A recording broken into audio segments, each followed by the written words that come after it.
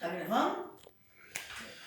Olha só, pessoal, esse é um primeiro vídeo de teste, né? Nunca fiz esse tipo de aula através de vídeo.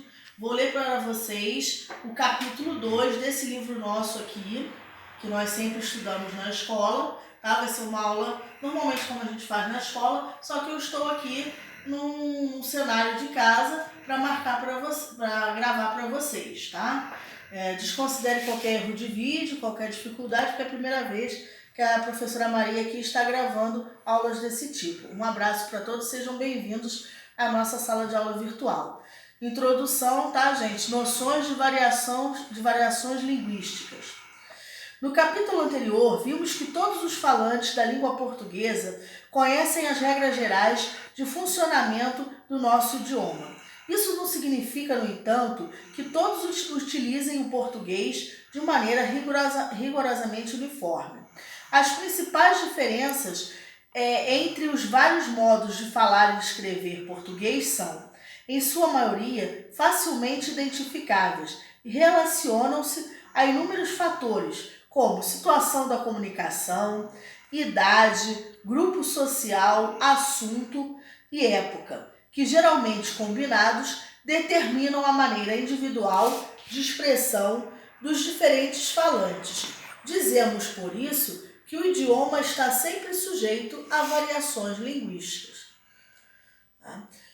De maneira simplificada, podemos considerar a existência de 4 tipos gerais de variação, conforme mostra o quadro abaixo. Vou ler para vocês os 4 tipos e aí depois nós mostramos o quadro pelo vídeo. Tipo, variação sociocultural. A primeira variação é sociocultural, a segunda variação situacional, variação histórica e variação geográfica. O tipo variação sociocultural é o aspecto a que ela se relaciona. É o grau de escolaridade, sexo, idade, profissão, condições econômicas do falante e grupo social do qual ele faz parte. O segundo, variação situacional, é a situação particular, específica, em que o falante utiliza a linguagem. Variação histórica, tempo, época em que o falante vive. E a variação geográfica, por último, a 4ª variação, é a região em que o falante vive. Tá? Vou mostrar agora para vocês o quadro no livro, para que vocês possam visualizar e copiar no caderno se preferir.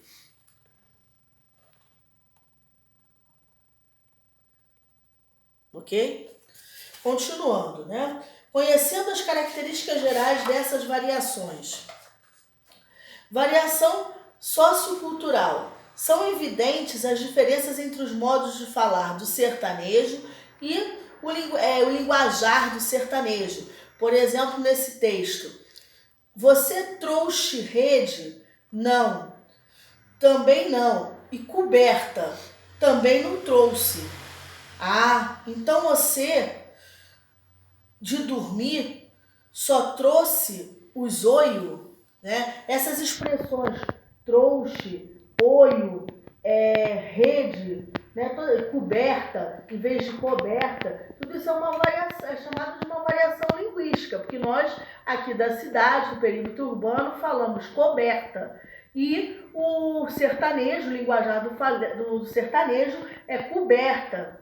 Né? Outro também, você trouxe o zoio, quer dizer, você trouxe os olhos, né? Seria no perímetro urbano, seria mais aceitável os olhos, e não os olhos, é o linguajar do sertanejo. Então, isso é uma variação sociocultural. Quando a gente fala sociocultural, vem desse sócio, vem de sociedade, né? Do ambiente, do local que ele está, e cultural da cultura que ele está, do ambiente que ele está inserido. O linguajar do sertanejo, por exemplo, ele está num ambiente rural, diferente de nós que estamos no perímetro urbano, na cidade. Então, essa é a diferença, tá? Outra coisa aqui. Além do nível de escolaridade, existem outros fatores, como idade, sexo, profissão, grupo social, também influenciam no linguajar dos usuários do idioma. Tá? Esses fatores vinculam-se a aspectos sociais e culturais. Por isso, as variações geradas por eles denominam-se variações socioculturais. Variação situacional, o segundo modelo, né? Suponha que o jovem advogado em um tribunal de júri diga o seguinte a respeito de uma testemunha que acabou de ser ouvida pelos jurados. Exemplo na história. Uma história fictícia, tá? Senhoras e senhores, aceitemos a verdade. A testemunha nada acrescentou aos fatos já conhecidos por todos. Esse falante, gente, se expressou usando o registro adequado, uma vez que empregou o padrão formal de linguagem em uma situação formal de comunicação, né? Agora, se no entanto esse advogado estivesse batendo um papo com alguns amigos a respeito do mesmo fato, ele poderia se expressar assim: caras, vamos cair na real. A testemunha só enrolou. Olha a diferença como ele usou, né? Como ele falou a mesma situação, a situação de uma testemunha no júri.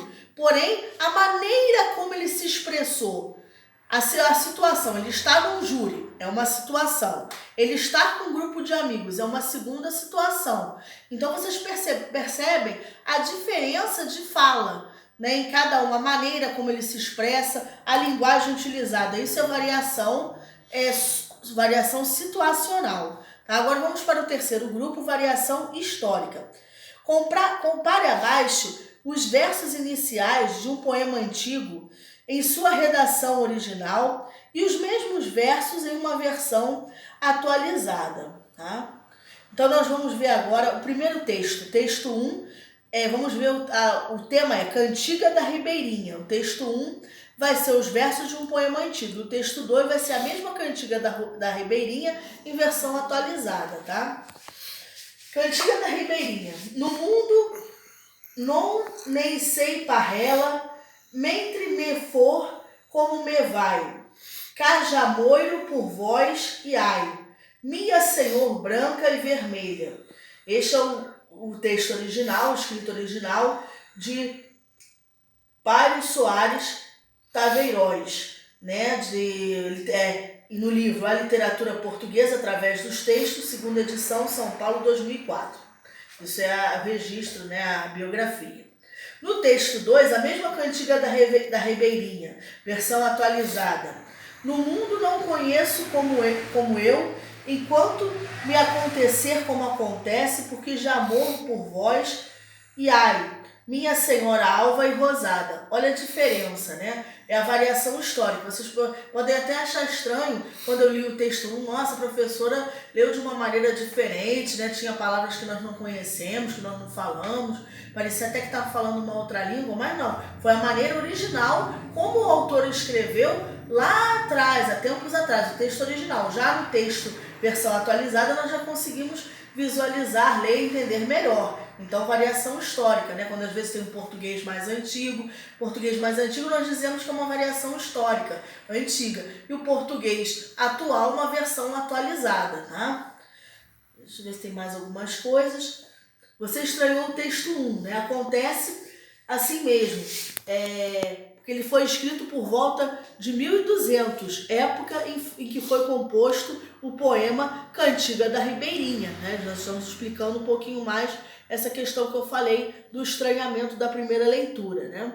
De lá para cá, nosso idioma, como é natural, foi mudando ao longo do tempo, né? Aí depois nós temos a versão atualizada, mais atual, com a também original do nosso idioma, né? E, por exemplo, a palavra que nós temos aqui, minha senhor branca e vermelha, né? Esse minha, no português antigo era minha, no português atual, minha senhora. Então, a diferença de palavra, um exemplo de palavra, né? Português antigo e português atual, tá, gente? E por último, a variação geográfica. Veja as palavras destacadas nesses trechos dos textos. Vou mostrar o texto aqui para que vocês possam visualizar no livro, tá? Ok? Continuando aqui agora, eu falando. As palavras pipa e pandorga são variações do nome de um brinquedo, que também pode ser chamado de papagaio, tapioca, maranhão, arraia ou quadrado. Este é um exemplo de variação geográfica. No vocabulário, o nome do brinquedo muda de um lugar para outro. Além de manifestar-se no vocabulário, a variação geográfica evidencia-se também em certas estruturas de frases, principalmente na pronúncia. É comum dizermos que os paulistas falam de um jeito, os cariocas de outros, os gaúchos de outro, os nortistas de outro. A pronúncia característica dos falantes de uma região é comumente chamada de sotaque. Sotaque mineiro, sotaque nordestino, sotaque do interior paulista, tudo isso são exemplos de variações geográficas, tá? Variação linguística geográfica.